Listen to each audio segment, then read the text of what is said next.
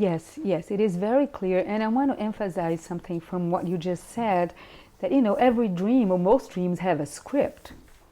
And it is very common that people get very impressed by the story in a dream.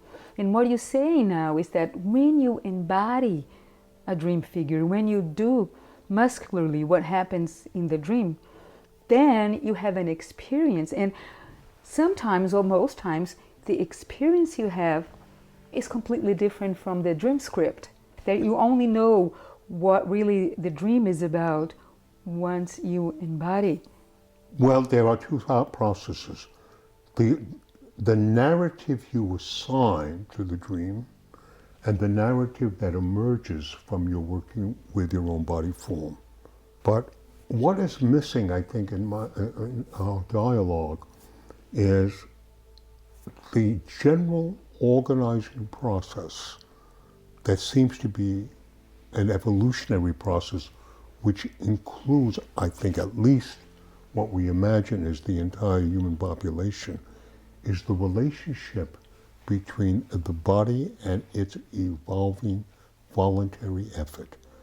Voluntary effort is how to manage, not only your social behavior, but your own emotional or prepersonal states, being overexcited, being underexcited, so that what we're seeing emerging in the dream is a function, and that function is from self-regulation, which is autonomous, which is inherited, which is the result of a long history of animate existence, and the emergence of voluntary self-regulation, not autonomous self-regulation.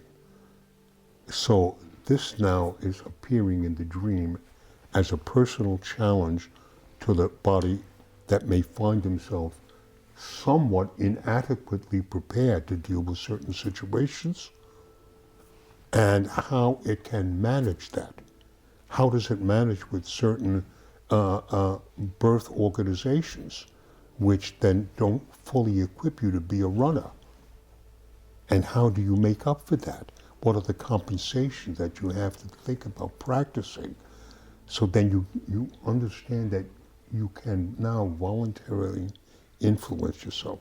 So that you would have to say, as a generalization, that a dream's function is to develop the relationship between the inherited structures and the emerging way to regulate forming adaptations to changing environmental situations, or adaptations in a voluntary way to be adapted to one's own bodily organization.